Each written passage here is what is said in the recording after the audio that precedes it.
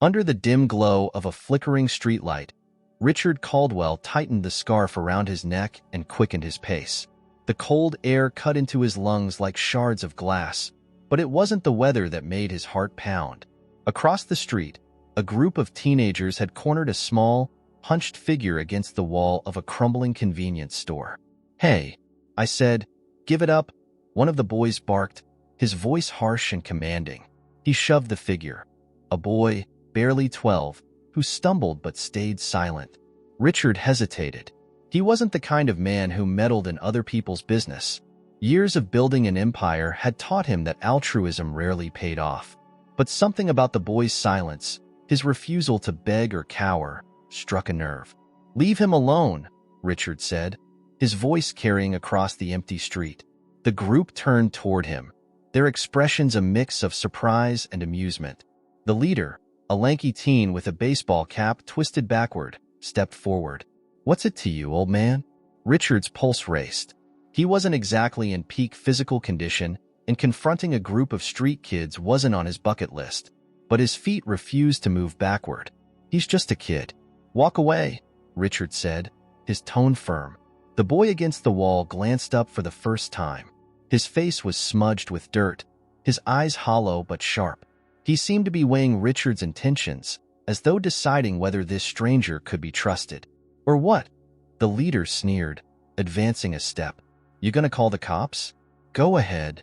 Richard didn't blink. "You don't want the trouble."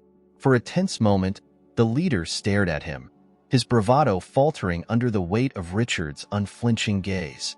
Then he scoffed, motioning for the others to follow him. "Whatever. Let's go." As the group retreated into the shadows, Richard exhaled, realizing he'd been holding his breath. He turned toward the boy, who was still pressed against the wall, his small frame trembling slightly. "You okay?" Richard asked.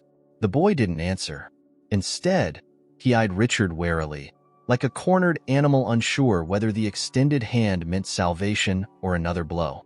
"Look, I'm not here to hurt you," Richard said, softening his tone. He reached into his pocket and pulled out a granola bar he'd grabbed earlier. "Here, it's all I've got." The boy hesitated, his eyes darting between Richard and the bar, before snatching it with lightning speed. He tore into the wrapper, devouring the snack as though he hadn't eaten in days. "What's your name?" Richard asked. The boy paused, crumbs falling from his lips. "Jack." "Jack," Richard repeated, nodding. "I'm Richard. You got anywhere to go?" Jack's expression darkened. "None of your business." Fair enough, Richard thought. He wouldn't have been quick to trust a stranger either if he were in Jack's shoes. But something about the kid, his defiance, his resilience, struck a chord. "Come with me," Richard said, the words surprising even himself. "I've got a warm place, food. No strings." Jack narrowed his eyes. "Why?" Richard hesitated. He didn't have an easy answer. "Let's just say, I owe someone." Jack's gaze lingered on him, suspicion battling with desperation. Finally, he nodded, stuffing the remaining granola bar into his pocket. "Good," Richard said, gesturing toward the waiting car parked down the street. "Let's go." As they walked side by side, Richard couldn't shake the feeling that this moment, this impulsive decision, was about to change both their lives forever. Under the soft hum of the car engine, Richard glanced at Jack in the passenger seat. The boy sat stiffly, his hands buried deep in the oversized jacket Richard had thrown over his shoulders. He stared out the window, his expression unreadable, as the Boston streets blurred past. The silence was thick, broken only by the occasional sound of Jack shifting uncomfortably in his seat. "Ever been in a car like this before?" Richard asked, trying to ease the tension. Jack shrugged. "I've seen plenty of 'em," he mumbled, still avoiding Richard's gaze. "Never been inside one." Richard nodded, unsure how to respond. He wasn't used to small talk, let alone with a kid who clearly didn't want to be there. The awkwardness hung between them, but Richard decided not to press. He could feel Jack's mistrust, almost like a physical barrier. Minutes later, the car pulled into the driveway of Richard's estate. Jack's eyes widened as he took in the sprawling mansion, its dark windows looming like silent sentinels in the night. The boy didn't say a word, but Richard caught the slight hitch in his breath. "Come on," Richard said, stepping out of the car and gesturing for Jack to follow. The boy hesitated, then climbed out, clutching the jacket tightly around himself. As they entered the mansion, the warmth of the interior hit Jack like a wave. He paused in the foyer, his eyes darting around the high ceilings and polished floors. Richard watched him closely, wondering what the boy was thinking. "You hungry?" Richard asked, breaking the silence. Jack nodded cautiously. Richard led him to the kitchen, where he opened the fridge and started pulling out leftovers. Roast chicken, mashed potatoes, a half-eaten loaf of bread. Jack watched him warily from the corner of the room, as though expecting some kind of trick. "You don't have to stand there like you're waiting for the other shoe to drop," Richard said, placing a plate of food on the counter. "Just eat." Jack approached slowly, his movements hesitant. He picked up a fork and began eating, his bites small and deliberate at first. But as the flavors hit his tongue, he abandoned all pretense and dug in with fervor. Richard leaned against the counter, arms crossed, watching the boy devour the meal. "How long's it been since you ate something decent?" Jack didn't look up. "Don't remember." Richard frowned but didn't press further. The kid's guarded nature was painfully familiar. He saw shades of himself in Jack, the way he used to be, distrustful, always waiting for someone to pull the rug out from under him. When Jack finished, he sat back, wiping his mouth with his sleeve. "Thanks," he muttered, his tone begrudging but genuine. "You can sleep in the guest room upstairs," Richard said. "First door on the right. There's a bathroom in there too. Take a shower if you want." Jack nodded but didn't move right away. He seemed to be calculating his next steps, as though unsure whether to accept the offer or bolt out the door. "You're safe here, Jack," Richard added, sensing the boy's hesitation. "I'm not going to hurt you." Jack studied him for a moment, then stood and made his way toward the stairs without a word. Richard watched him go, a strange mix of relief and uncertainty settling in his chest. Once Jack disappeared up the staircase, Richard sighed and poured himself a glass of whiskey. He sat in the dimly lit living room, the weight of the day pressing down on him. What was he doing? He wasn't equipped to take care of a kid, let alone one who'd clearly been through hell. But something about Jack had struck a chord, a connection he couldn't quite put into words. As Richard sipped his drink, he couldn't shake the image of Jack's hollow eyes, the way they flickered with both defiance and vulnerability. It reminded him of a time he'd buried long ago, a version of himself he thought he'd left behind. Upstairs, Jack stood in the doorway of the guest room, staring at the neatly made bed. He hesitated, his hand resting on the doorframe, before stepping inside. The room was pristine, the kind of place he'd only seen on TV or through store windows. It felt alien, almost too clean, but the bed's softness called to him. Jack sat down gingerly, then stretched out, sinking into the mattress. He stared at the ceiling, his mind racing. Who was this guy, and why had he gone out of his way to help him? Jack didn't trust it. People didn't just do things for free, at least, not in his experience. As exhaustion overtook him, Jack's eyelids grew heavy. He fought sleep, his instincts screaming at him to stay alert. But the warmth and comfort were too much, and soon he drifted off, his small frame curled tightly under the covers. Downstairs, Richard sat in silence, staring at the empty glass in his hand. For the first time in years, he felt something stir deep within him, a flicker of purpose, fragile but undeniable. He didn't know what tomorrow would bring, but he knew one thing for certain. Jack wasn't going back to the streets, not if he could help it. The morning light filtered through the heavy curtains of the guest room as Jack stirred under the covers. For a moment, he forgot where he was. The softness of the bed, the quiet hum of the house, it all felt so alien. When the memories of the night before returned, he sat up abruptly, scanning the room with suspicion. Everything was as he'd left it. The neatly arranged furniture, the folded towels on the chair by the window. No signs of intrusion or trouble. He swung his legs over the side of the bed, his bare feet sinking into the plush rug. The warmth was disorienting, but it didn't erase the instinctual knot in his stomach. Safe places didn't exist, not in his world. Jack approached the bathroom door cautiously, peering inside. The sight of the gleaming fixtures and pristine tiles felt surreal. He turned on the faucet, flinching as the water rushed out, then splashed his face.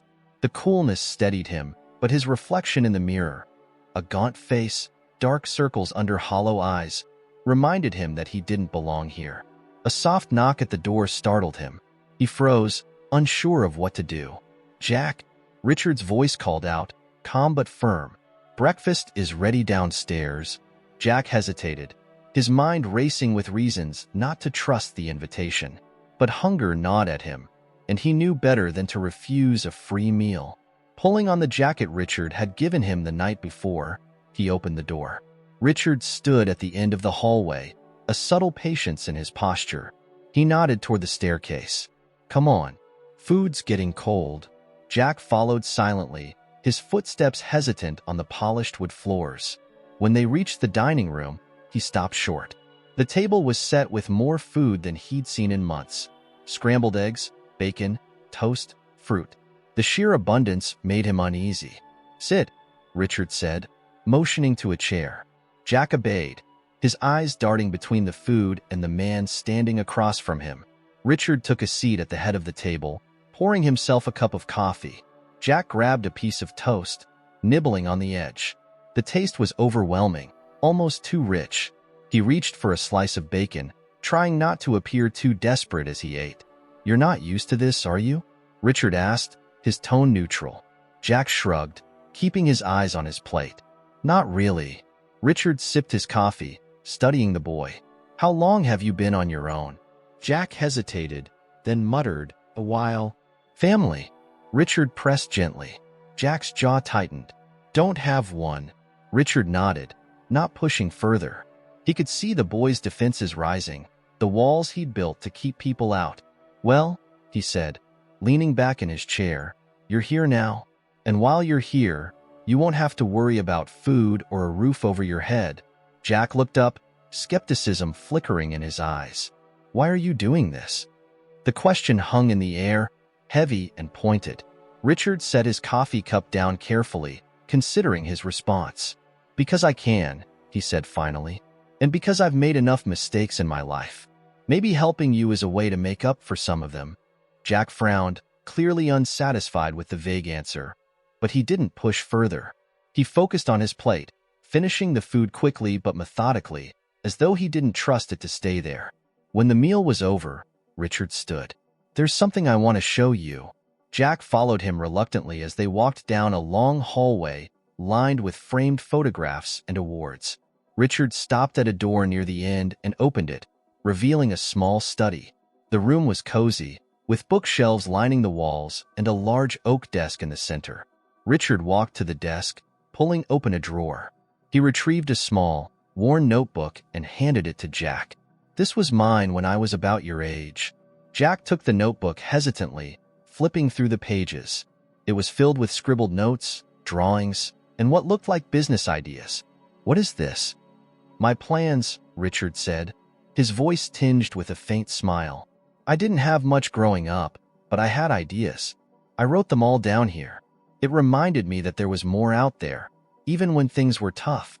Jack stared at the notebook, unsure what to say. The pages were filled with a strange mix of ambition and desperation, a glimpse into a life he couldn't quite understand. "Why are you showing me this?" Jack asked, his voice wary. "Because I see some of myself in you," Richard said, his tone serious.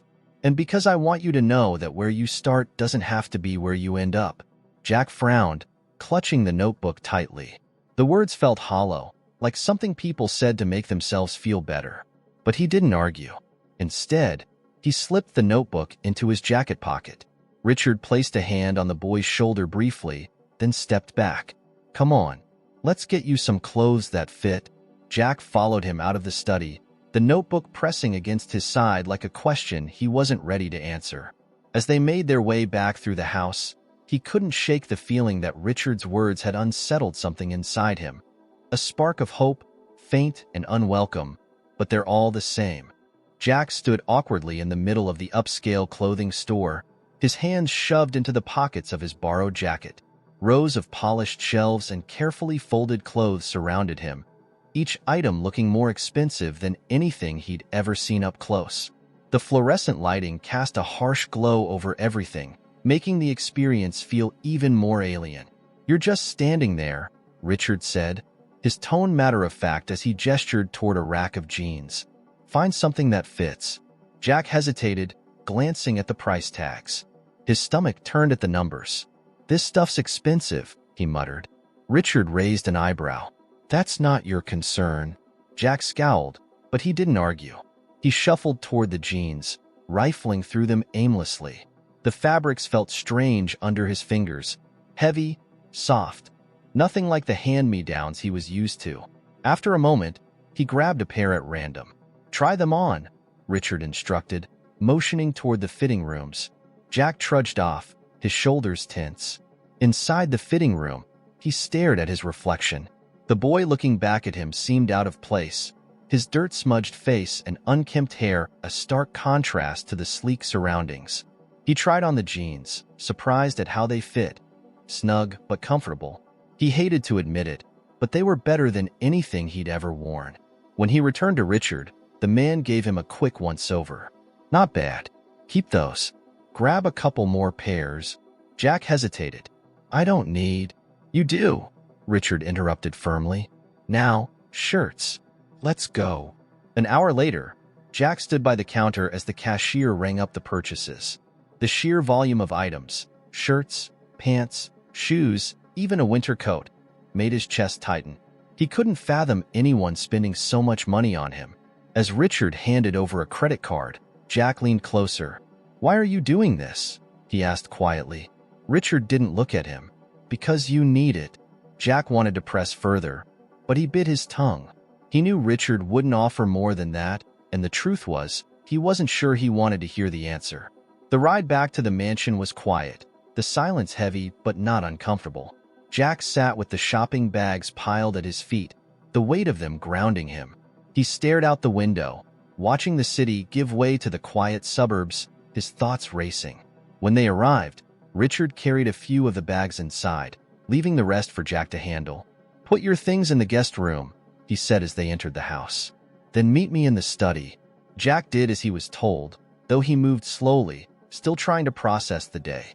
Once everything was put away, he made his way to the study, finding Richard seated behind the massive oak desk. Papers and folders were spread out in front of him. "Take a seat," Richard said, motioning to the chair across from him. Jack sat, fidgeting slightly. The tension in the room was palpable, and he didn't like it. "Do you know how to read?" Richard asked bluntly. Jack blinked, caught off guard. "Yeah, of course."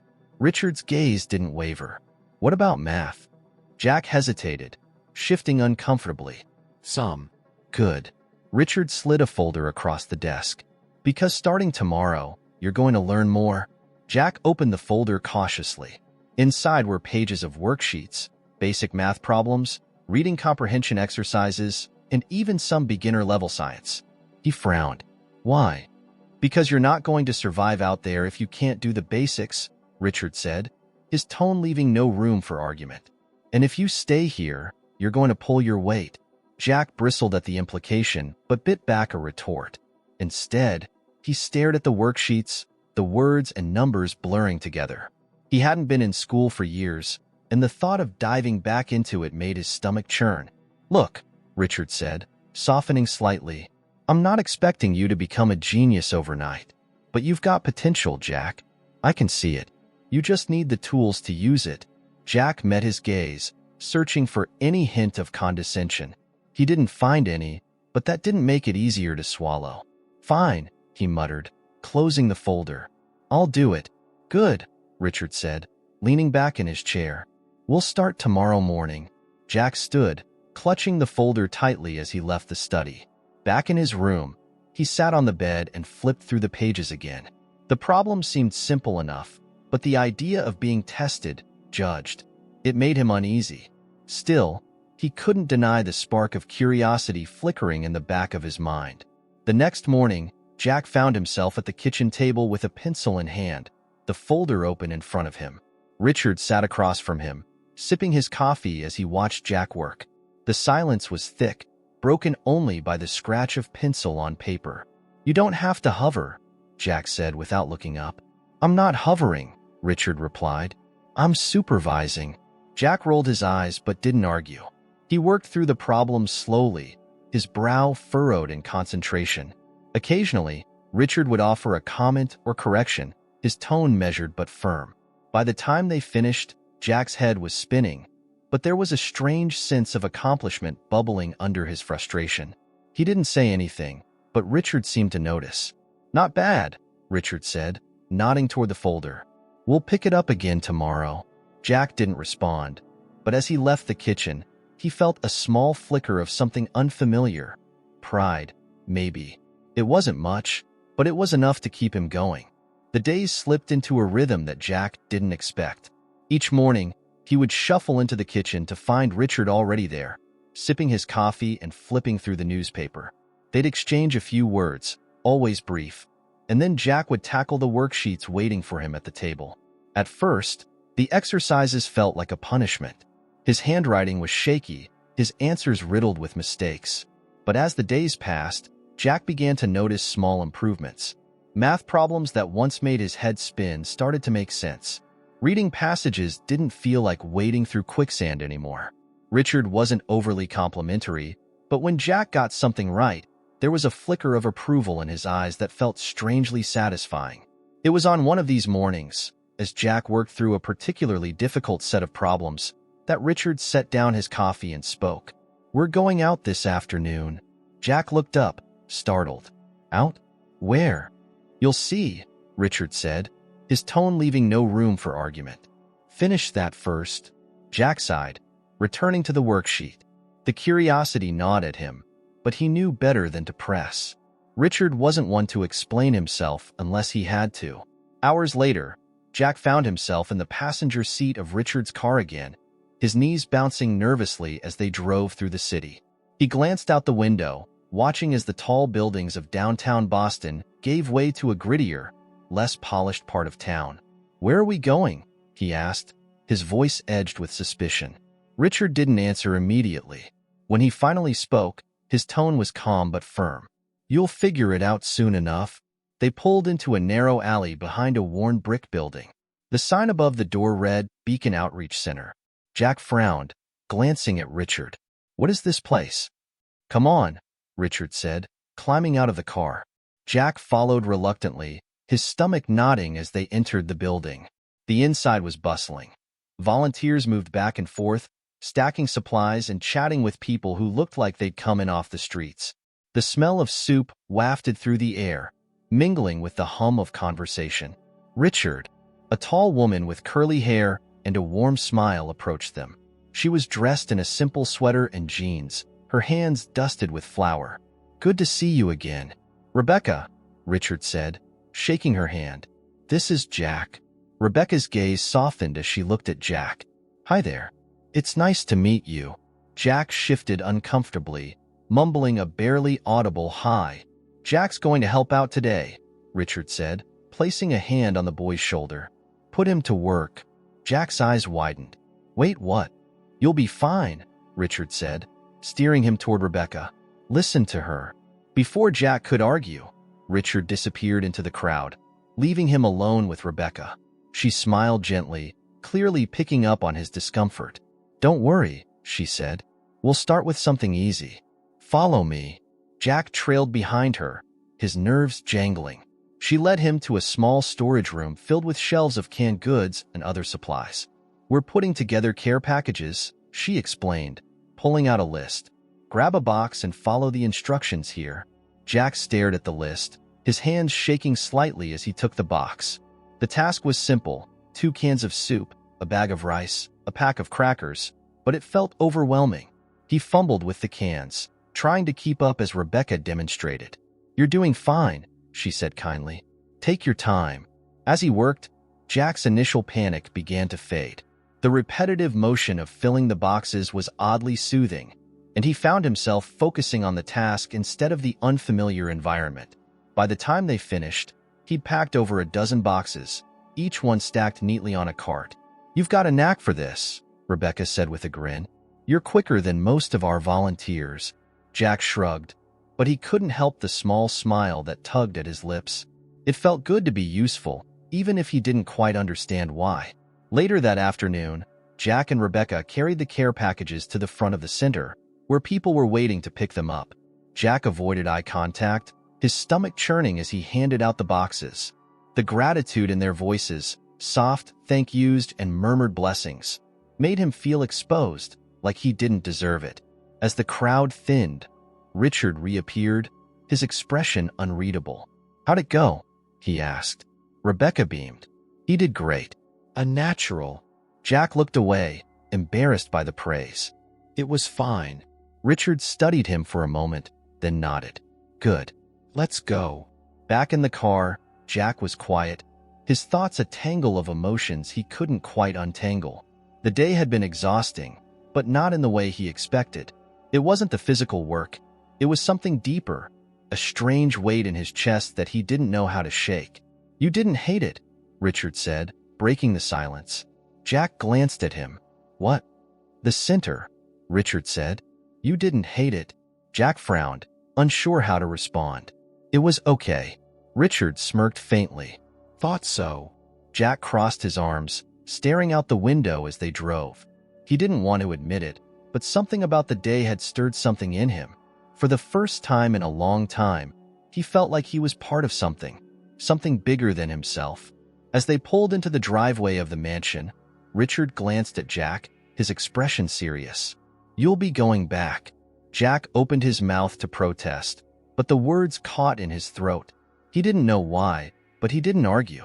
Instead, he climbed out of the car, his mind buzzing with questions he wasn't ready to ask.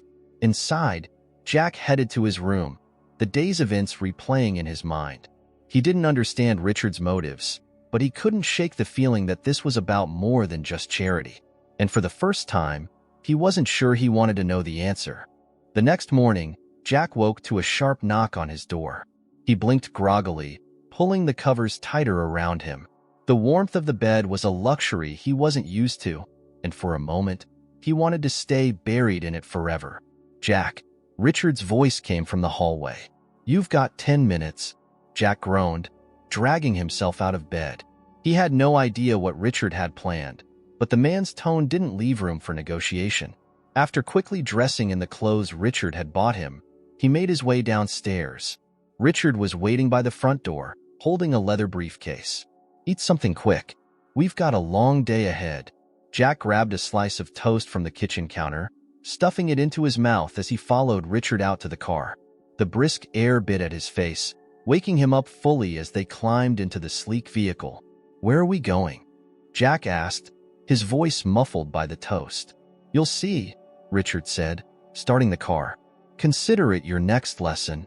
Jack frowned, but he didn't press further. He'd learned that Richard wouldn't give answers until he was ready, and pushing him wouldn't speed things up. They drove into the heart of Boston, the bustling city alive with activity.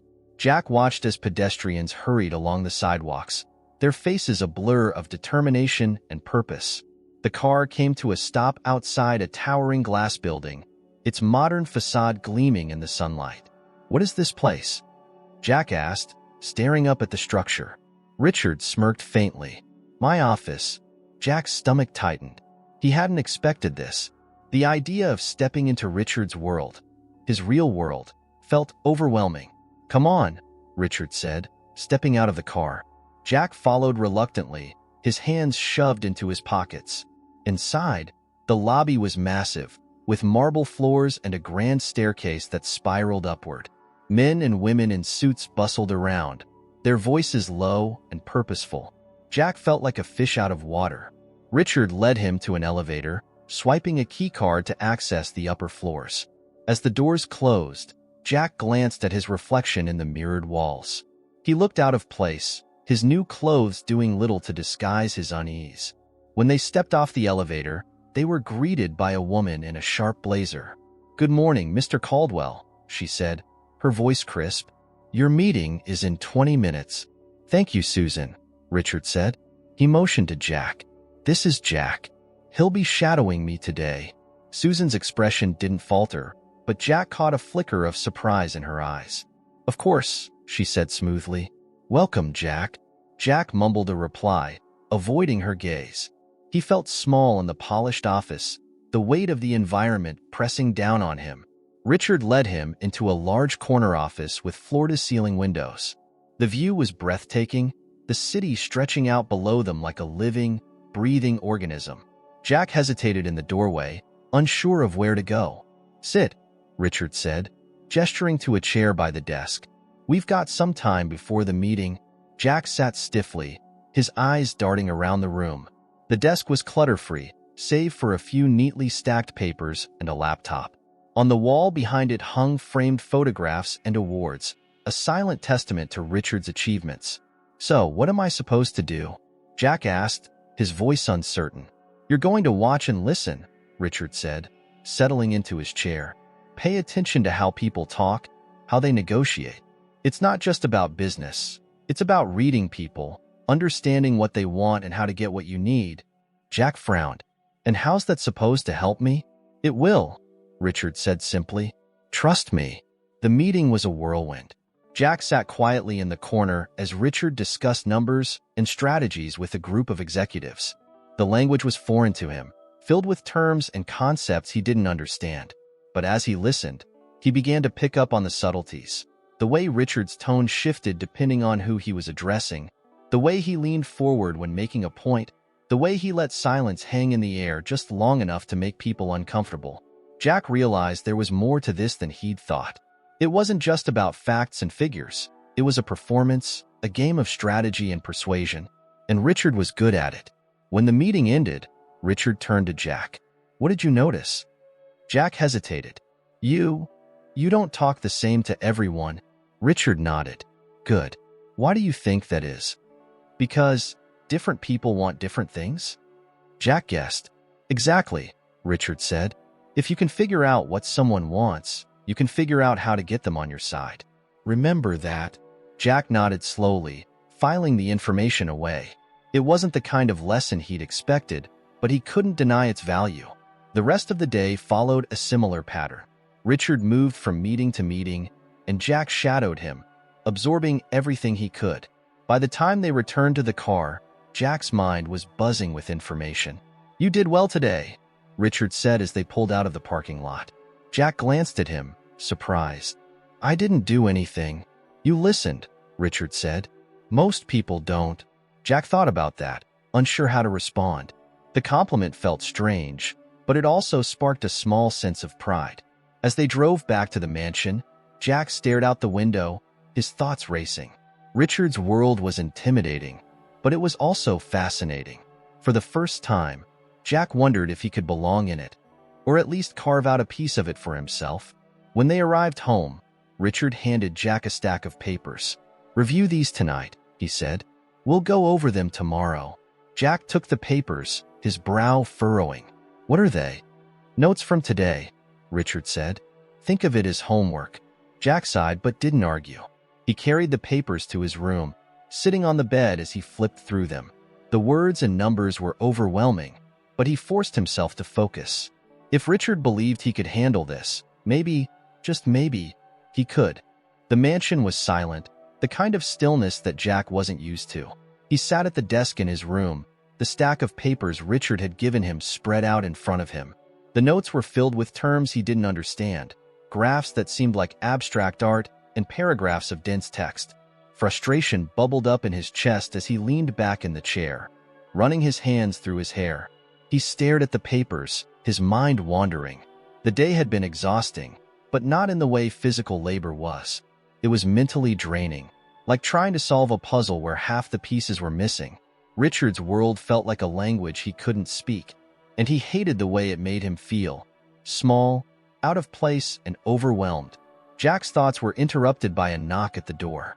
Before he could answer, Richard stepped in, carrying a mug of tea.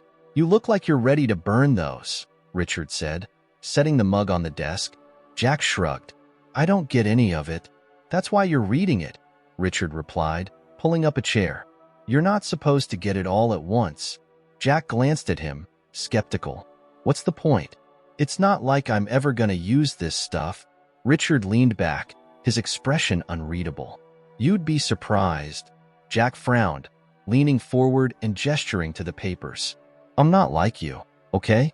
I don't know how to talk to people like that or make deals or whatever it is you do. You think I knew how to do it when I started? Richard asked, his tone calm but firm. I had no clue. I learned, just like you're learning now. Jack didn't respond, his gaze dropping to the desk. He hated how vulnerable he felt, like a kid who didn't belong in an adult's world. Richard let the silence linger before speaking again. You're not here by accident, Jack. I didn't pick you out of some random crowd. I saw something in you, something most people don't have. Jack snorted. Yeah, right. I'm serious, Richard said, his voice steady. You've got instincts. You read people without even realizing it. You've been doing it your whole life, trying to survive out there. That's not something I can teach. It's something you already have. Jack stared at him, his chest tightening. He didn't know how to process the words. No one had ever talked to him like that, as if he had worth beyond being a problem to fix or a mouth to feed. Richard gestured to the papers. These are just tools. You don't need to master them overnight, but you do need to try. And if you're stuck, ask. I'm not gonna let you sink. Jack hesitated, then nodded slowly.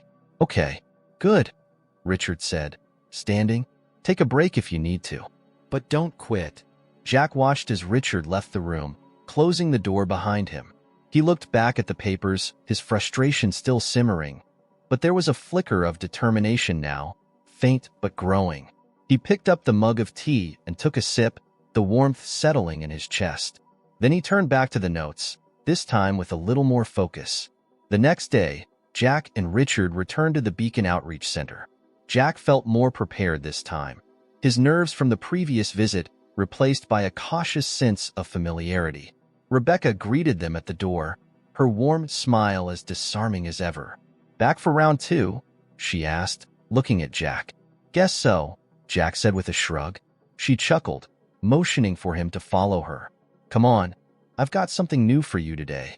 Jack glanced at Richard, who gave him a nod of encouragement. He followed Rebecca to the back of the center, where a group of kids around his age sat at a long table. They were scribbling on sheets of paper, their expressions a mix of concentration and frustration.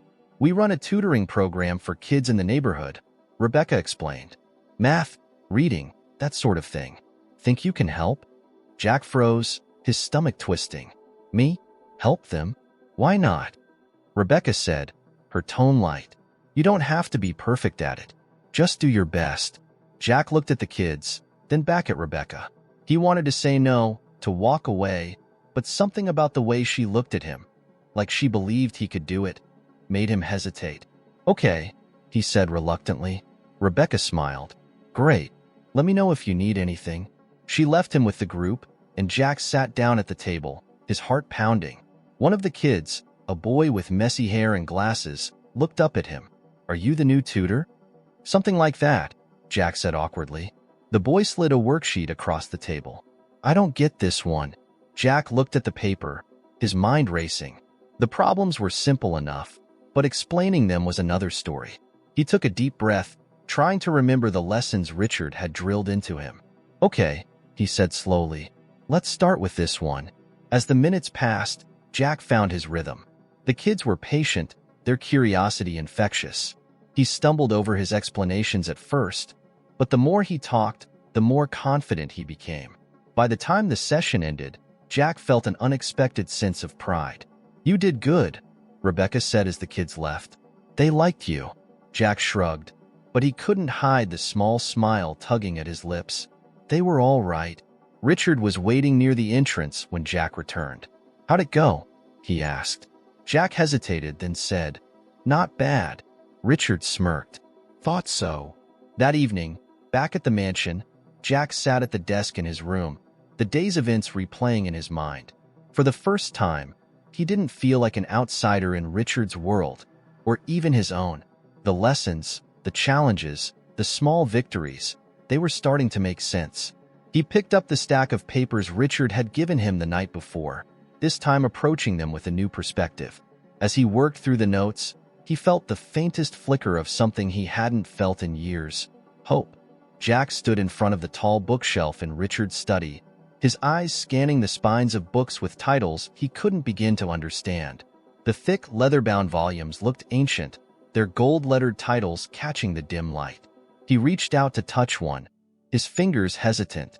"Don't just look at them," Richard said from behind his desk, breaking the silence. "Pick one." Jack turned, narrowing his eyes. "What for?"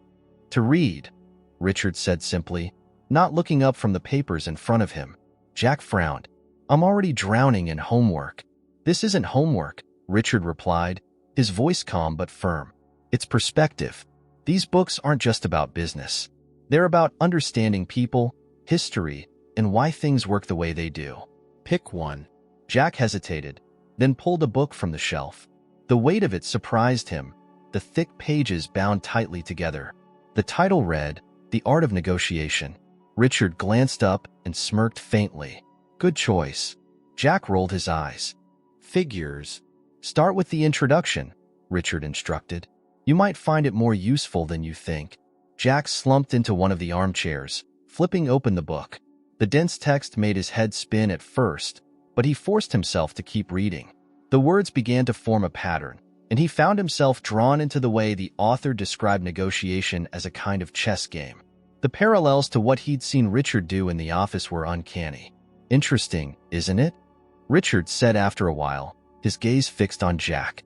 Jack nodded reluctantly. "I guess. You're learning," Richard said with a satisfied nod. "That's what matters." Jack wasn't sure how he felt about Richard's quiet approval. Part of him wanted to resist, to push back against the older man's expectations. But another part, a smaller, quieter part, wanted to live up to them. Later that evening, after dinner, Richard surprised Jack by handing him a set of car keys. "What's this for?" Jack asked, holding up the keys like they were some alien object. "You're learning to drive," Richard said, his tone as casual as if he were announcing they were going for a walk. Jack blinked. "You're kidding."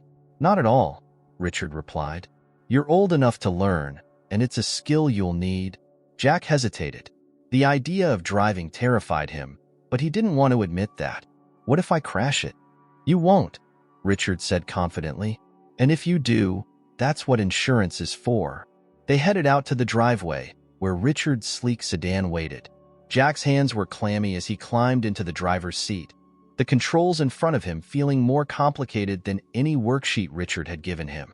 "Relax," Richard said as he settled into the passenger seat. "Start the car." Jack fumbled with the keys, finally getting the engine to roar to life. The sound was both exhilarating and terrifying. He gripped the steering wheel tightly, his knuckles turning white. "Ease off," Richard said, motioning to Jack's hands. "You're not wrestling it." Jack loosened his grip slightly, his heart pounding. "What now?" "Put it in drive," Richard instructed. "Slowly. And take your foot off the brake. Gently." Jack followed the instructions, the car inching forward. The sensation was surreal, like the world had shifted beneath him. He glanced at Richard, expecting criticism, but the older man just nodded. "Good. Now steer us toward the end of the driveway." Jack managed to do it, though the car wobbled slightly. He let out a breath he hadn't realized he was holding. "You're overthinking it," Richard said. "The car responds to you. It's not about forcing it. It's about guiding it." Jack frowned, concentrating on keeping the car straight. The lesson continued for another hour, with Richard guiding him through turns, stops, and starts. By the end of it, Jack was exhausted but strangely proud. "Not bad for your first time," Richard said as they parked the car. Jack glanced at him, surprised. "You mean that?" "I don't say things I don't mean," Richard replied. Jack felt a small smile tug at his lips as they headed back into the house. It wasn't much, but it felt like progress. The next day, Jack woke to find Richard standing in the hallway, a duffel bag slung over his shoulder. "Get dressed," Richard said. "We're leaving in 20 minutes. "For what?" Jack asked, still half asleep. "Road trip," Richard said, his tone leaving no room for questions. Jack groaned but did as he was told. He packed quickly, throwing essentials into his bag, and met Richard at the car. As they pulled out of the driveway, Jack couldn't help but ask, "Where are we going?" "You'll see," Richard replied cryptically. They drove for hours, the city giving way to rolling hills and open fields. Jack stared out the window, the unfamiliar scenery both calming and unsettling. He wondered what Richard had planned and why it involved dragging him so far from home. Eventually, they arrived at a small, unassuming town. Richard parked the car in front of a modest diner, its neon sign flickering in the evening light. "This is it?" Jack asked, skeptical. "This is it," Richard confirmed, getting out of the car. Inside, the diner was cozy, the air filled with the smell of coffee and fried food. Richard led Jack to a booth near the back, where an older man in a worn leather jacket was already waiting. "Jack, this is Martin," Richard said as they sat down. "He's an old friend." Martin extended a hand, his grip firm but friendly. "Nice to meet you, kid." Jack mumbled a greeting, his eyes darting between the two men. There was a familiarity between them, a shared history that Jack couldn't quite place. "You're wondering why you're here," Martin said, leaning back in his seat. Jack nodded. "Yeah." Martin chuckled. "You remind me of someone I used to know." Richard smirked. "I told you." The conversation shifted to business, Richard and Martin discussing projects and plans. But Jack couldn't shake the feeling that this meeting was about more than catching up. He listened carefully, trying to piece together the underlying message. When they left the diner, Martin pulled Jack aside. "Listen, kid," he said, his tone serious. "Richard doesn't do things without a reason. If he's putting this much effort into you, it's because he sees something." Jack frowned, unsure how to respond. Martin clapped him on the shoulder, his expression softening. "Don't waste it." As they drove back to the mansion that night, Jack's mind raced. The world Richard was exposing him to felt bigger and more complex than anything he'd ever imagined. And for the first time, he wasn't sure if he was ready, or if he wanted to be. Jack couldn't shake the conversation with Martin. As they drove back to the mansion, Richard stayed quiet, his focus on the road. Jack wanted to ask why they'd gone to meet Martin in the first place, but something in Richard's demeanor stopped him. He was used to the man's cryptic behavior by now, but tonight, it felt heavier, more deliberate. The next morning, Jack found himself back in the study, staring at a fresh stack of papers on the desk. Richard had left them there with a brief note. "Review these. Be ready by noon." Jack groaned, slumping into the chair. The pages were filled with business terms and case studies, but this time, there was a twist.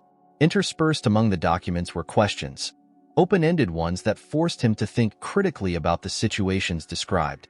He couldn't just skim through or guess. He had to engage. As frustrating as it was, Jack found himself drawn in. The scenarios felt real, like puzzles that needed solving. He didn't realize how much time had passed until Richard appeared in the doorway. "Ready?" Richard asked, his tone neutral. Jack nodded, though his stomach churned with nerves. "I guess. Let's see how much of that guesswork holds up," Richard said, motioning for Jack to follow. They went to the dining room, where Richard had set up a mock boardroom. Papers were arranged neatly on the table, along with a whiteboard covered in bullet points. Jack's eyes widened. "What is this?" he asked, a hint of panic creeping into his voice. "A simulation," Richard said, taking a seat at the head of the table. "You're going to present your solutions to the cases you just read?" Jack's heart sank. I don't know how to do that." "You'll figure it out," Richard said calmly. "Start with the first one." Jack fumbled with the papers, his hands shaking slightly. He cleared his throat, glancing at Richard, who watched him with an unreadable expression. "Okay," Jack began, his voice uncertain. The first case was about a company losing customers because their product was outdated. He stumbled through the details, trying to piece together a coherent explanation. As he spoke, Richard interjected occasionally, asking pointed questions that forced Jack to clarify his reasoning. By the time he finished, his shirt was damp with sweat. "Not bad," Richard said, nodding. "You missed a few key points, but your logic was solid." Jack blinked. "Really?" Richard smirked. "Don't let it go to your head. You've got 2 more to go." By the time they finished, Jack was exhausted, but a strange sense of accomplishment lingered. The exercise had been grueling, but it felt like progress. Richard's feedback was blunt but constructive, and Jack found himself replaying the lessons in his mind. "You did better than I expected," Richard said as they cleared the table. "Most people your age wouldn't have made it through half of that." Jack shrugged, trying to play it cool. "Guess I'm not most people." Richard chuckled. "No, you're not." The words hung in the air, carrying a weight that Jack didn't know how to process. He wanted to ask Richard what he meant, but before he could, Richard changed the subject. "Get some rest," he said. "Tomorrow's going to be a long day." The next morning, Jack was woken early by the sound of Richard knocking on his door. He groaned, pulling the pillow over his head, but Richard's voice was unrelenting. "Up. Now." Jack dragged himself out of bed, throwing on clothes before trudging downstairs. Richard was waiting by the front door, his usual coffee in hand. This time, though, he wasn't wearing his usual suit. He was dressed casually, in jeans and a sweater, which immediately put Jack on edge. "Where are we going?" Jack asked, still groggy. "Fishing," Richard said, handing Jack a jacket. Jack blinked. "Fishing? Seriously?" "Seriously," Richard replied, stepping outside. Jack followed reluctantly, his mind racing. He couldn't imagine Richard fishing, let alone dragging him along for it. The man who ran boardrooms and taught him business strategies seemed out of place in any scenario involving bait and tackle. They drove for over an hour, leaving the city behind. The air grew colder, and the scenery shifted to wide-open fields and wooded areas. Eventually, they arrived at a small lake, its surface shimmering in the morning light. A modest cabin sat near the shore, with a wooden dock stretching out into the water. Richard parked the car and grabbed a tackle box from the trunk. Jack trailed behind him, his confusion growing with every step. "You fish?" Jack asked, skeptical. "I used to," Richard said. "It's been a while." They reached the dock, and Richard handed Jack a fishing rod. "You know how to use this?" Jack shook his head. "Nope." Richard smirked. "Figures. Come here." He showed Jack how to bait the hook, cast the line, and wait. The process was slower than anything Jack was used to, and he found himself growing impatient within minutes. "What's the point of this?" Jack asked, watching the still water. "Patience," Richard said simply. "And perspective." Jack frowned, but he stayed quiet. The silence stretched between them, broken only by the sound of the water lapping against the dock. For once, Richard didn't seem in a rush to fill the space with lessons or questions. It was strange. After a while, Jack spoke. "Why'd you bring me here?" Richard glanced at him, his expression thoughtful. "Because you need to learn that not everything happens quickly. Some things take time, effort." Jack stared at the water, mulling over the words. They felt heavy, like they carried a meaning he wasn't ready to confront. They spent the rest of the day on the dock, catching a few small fish and releasing them back into the water. Jack found himself relaxing despite his initial skepticism, the quiet rhythm of the lake soothing in a way he hadn't expected. As they packed up to leave, Richard looked at Jack and said, "Not everything in life is a battle. Sometimes, it's just about being still." Jack didn't know how to respond, so he didn't. But as they drove back to the mansion, he couldn't help but think about Richard's words and what they might mean for the battles he was still fighting within himself. Jack stood in the middle of the mansion's garage, staring at the rows of cars that gleamed under the overhead lights. He couldn't remember the last time he'd been in a space so pristine, so organized. The floor was spotless, the tools arranged on the walls like art pieces. Richard appeared beside him, holding a clipboard. "Pick one," he said. Jack turned to him, confused. "Pick what?" "A car," Richard said, gesturing toward the vehicles. "You're going to learn how to take care of them. Basic maintenance, repairs. If you're going to drive, you should know how these machines work." Jack blinked. "You're kidding." "Do I look like I'm kidding?" Richard asked, his tone flat.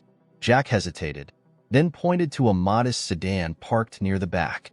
It was nothing like the sleek sports cars lining the front row, but its simplicity felt less intimidating. "Good choice," Richard said. "Grab those gloves."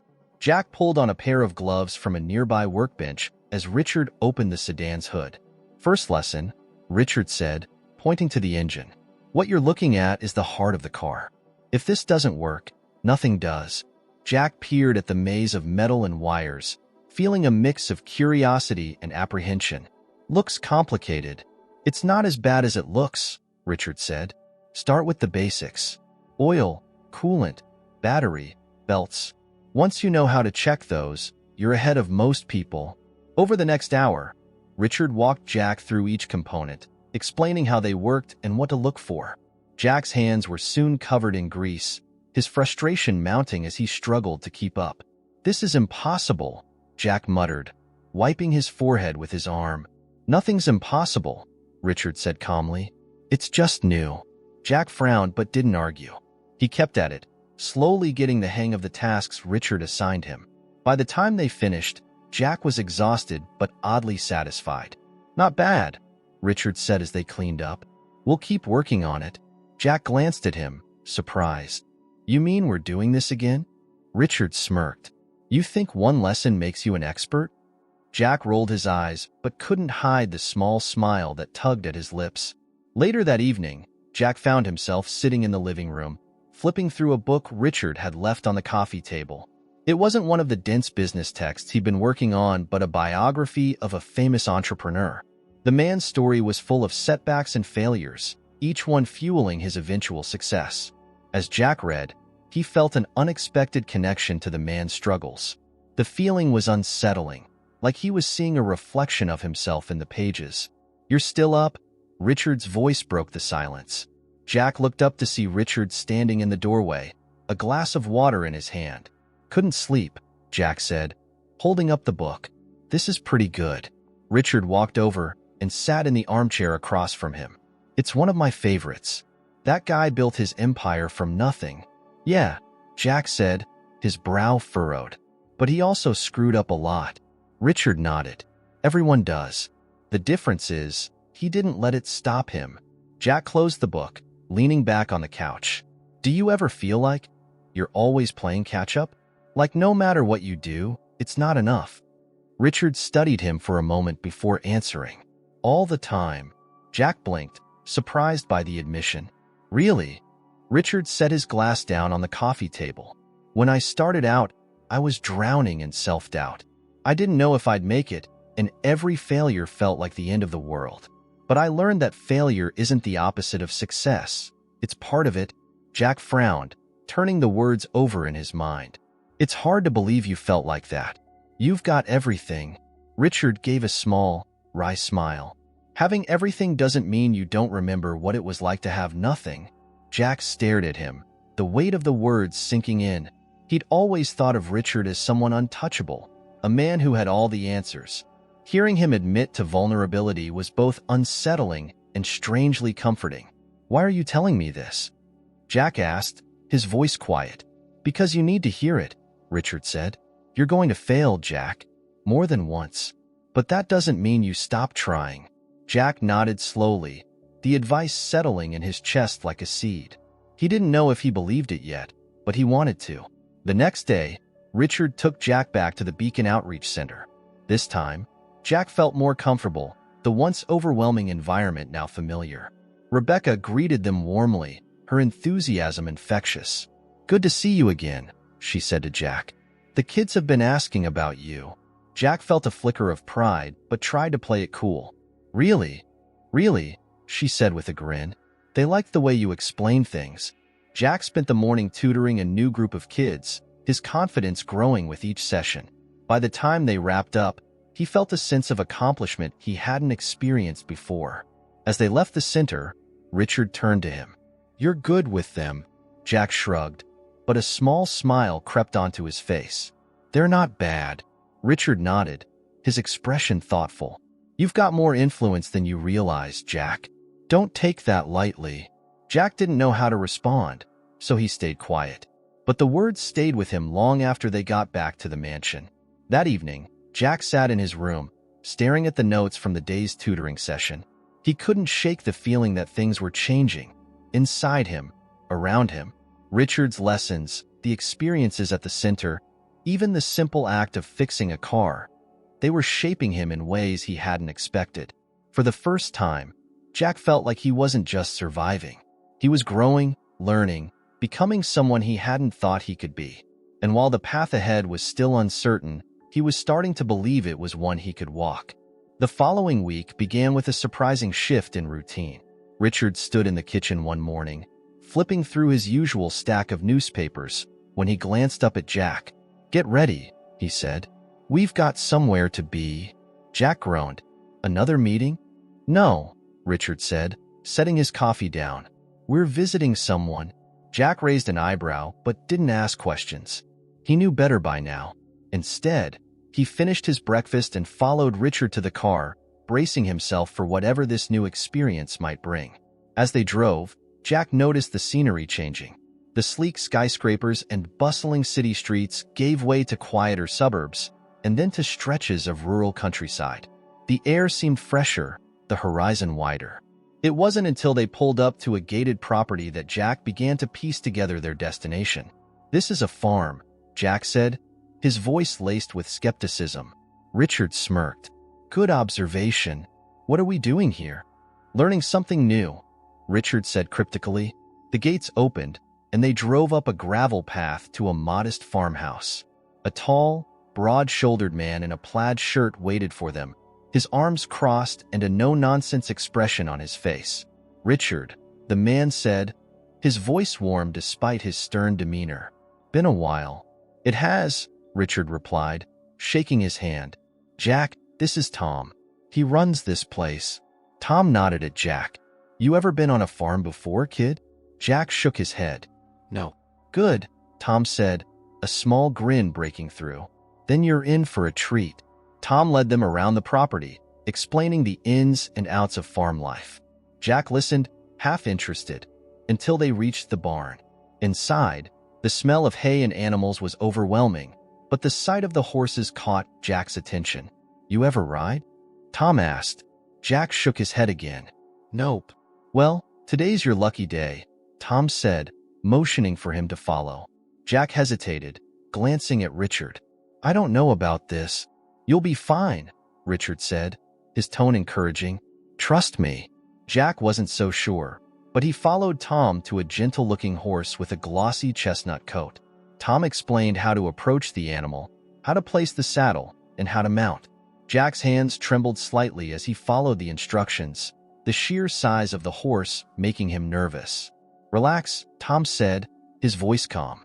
"The horse can feel your energy. If you're tense, it'll make her uneasy." Jack took a deep breath, trying to steady himself. Slowly, he climbed onto the saddle, his heart pounding. The height was dizzying, and for a moment, he felt like he might fall. "You're doing fine," Tom said. "Now hold the reins, just like I showed you." Jack gripped the reins tightly, his knuckles white. "What if she starts running?" "She won't," Tom assured him. "Not unless you tell her to." Jack glanced at Richard, who was watching from the side with an amused expression. "This is your idea of fun?" "Not mine," Richard said. "Yours." Jack scowled but focused on the horse. Under Tom's guidance, he began to walk her around the pen, the motion awkward at first but gradually becoming smoother. By the time they finished, Jack felt a strange sense of accomplishment. "That wasn't so bad," he admitted as he dismounted. Tom grinned. "Told you." Afterward, Tom invited them to the farmhouse for lunch. The simple meal, fresh bread, roasted vegetables, and chicken, was a stark contrast to the elaborate meals at the mansion, but Jack found it comforting. The conversation was easy, with Tom sharing stories about his life on the farm and Richard chiming in with anecdotes from their shared past. Jack listened, fascinated by the dynamic between the two men. It was clear they had a deep respect for each other, though their lives were vastly different. He found himself wondering what had drawn them together in the first place. As they left the farm, Richard turned to Jack. "What did you think?" Jack shrugged. "It was different." "In a good way?" Jack considered this for a moment, then nodded. "Yeah, I guess so." Richard smiled faintly. "Good." That evening, back at the mansion, Jack couldn't stop thinking about the day. The farm had felt like another world, one that was quieter and simpler than the chaos he was used to. He couldn't imagine living there, but he could see why people did. As he sat in his room, flipping through the book Richard had assigned him, his mind wandered to the horse he'd ridden. There had been a moment, brief but undeniable. When he'd felt a connection with the animal, a sense of trust that had surprised him. It reminded him of something Tom had said. The horse can feel your energy. If you're tense, it'll make her uneasy. The words stuck with him, their meaning extending beyond the barn. He thought about the tension he carried with him every day, the walls he kept up to protect himself. Maybe, just maybe, it was time to start letting some of that go. The next morning, Jack found a note on his desk from Richard. "Meet me in the study at 10. Bring your ideas." Jack frowned, unsure what Richard meant by ideas. He grabbed a notebook and pen, hoping for clarity when he arrived. In the study, Richard was waiting with a stack of blank paper. "Sit," he said, motioning to the chair across from him. Jack sat, his notebook in hand. "What's this about?" "Planning," Richard said. "You've learned a lot over the past few months, but now it's time to start applying it." Jack blinked. "Applying it to what?" "Your future," Richard said simply. Jack stared at him, his mind racing. "I don't even know what I want." "That's why we're doing this," Richard said. "Start with what you care about. What makes you curious? What you want to change?" Jack hesitated, then opened his notebook. Slowly, he began to write, the blank page filling with scattered thoughts and ideas. Richard watched quietly, letting him work at his own pace. As Jack wrote, something shifted inside him. For the first time, he began to see the possibilities ahead, not as distant, unreachable dreams, but as something he could start shaping, one step at a time. Jack sat at the kitchen table, staring at the notebook in front of him. The ideas he had scribbled the night before seemed disjointed, fragments of thoughts that refused to form a coherent picture. He tapped his pen against the edge of the table, frustration bubbling just beneath the surface. Richard entered the room, a fresh mug of coffee in hand. "Still stuck?" he asked, his tone casual but observant. Jack nodded. "I don't know how to make sense of this. It's just a mess." "Most ideas are," Richard said, sitting across from him. "The trick is finding the connections between them." "What's the common thread?" Jack frowned, flipping through the pages. "I don't know. It's all over the place. Helping kids, maybe doing something with cars, or even, I don't know, teaching." Richard raised an eyebrow. "Teaching?" Jack shrugged, his cheeks flushing slightly. "The kids at the center. It felt good, you know? Showing them stuff, helping them figure things out. I didn't think I'd like it, but I did." Richard nodded thoughtfully. "That's a good start. Helping others is a strong foundation. But it's not enough," Jack said, his voice laced with frustration. "It's not a plan. Plans take time," Richard said. "You're not going to map out your entire future in one sitting. Start small. Focus on one thing you can do now." Jack sighed, leaning back in his chair. "What if I pick the wrong thing?" "There's no such thing as the wrong thing," Richard said. "Every choice teaches you something. Even failure moves you forward."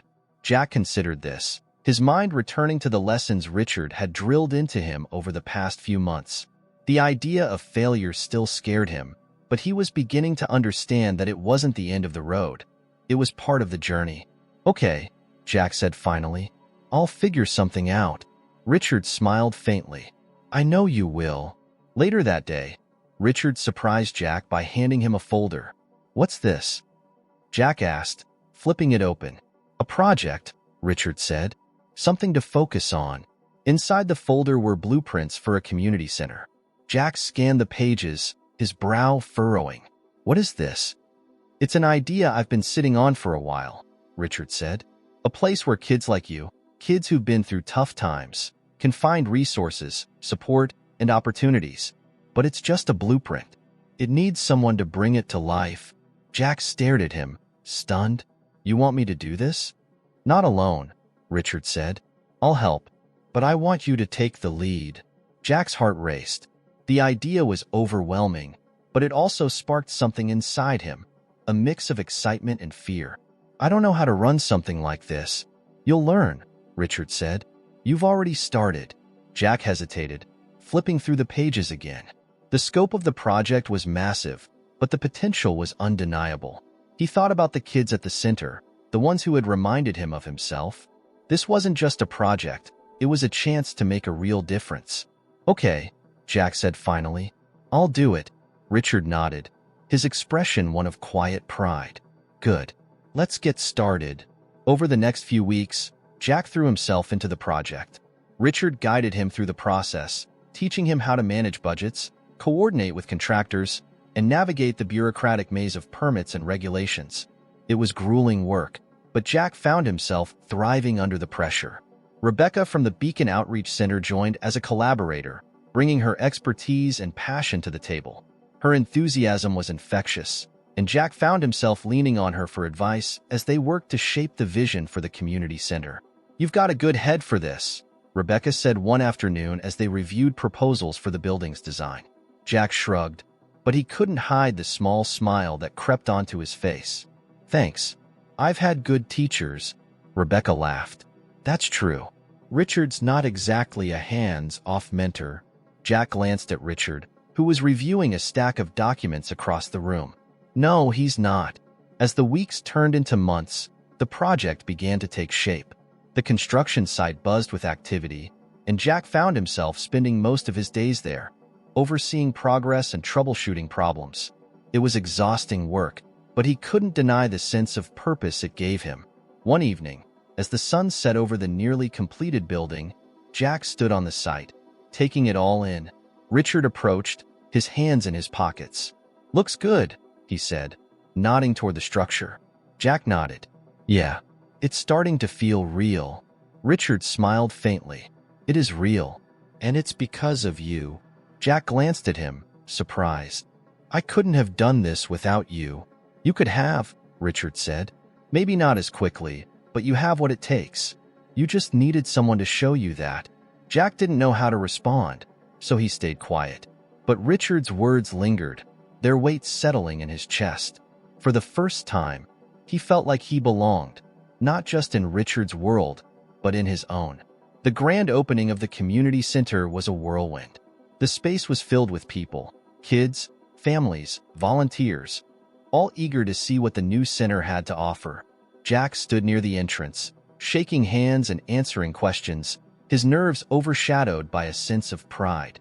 Rebecca approached him, a wide smile on her face. You did it, she said. We did it, Jack corrected. She laughed. Fair enough. As the evening wound down, Jack found Richard sitting in one of the newly furnished classrooms, a rare moment of stillness amidst the chaos. Big night? Richard said as Jack sat beside him. Yeah, Jack said, his voice tinged with disbelief. I can't believe it's done. It's not done, Richard said. It's just beginning. Jack nodded, the truth of the words sinking in. The center wasn't the end of his journey.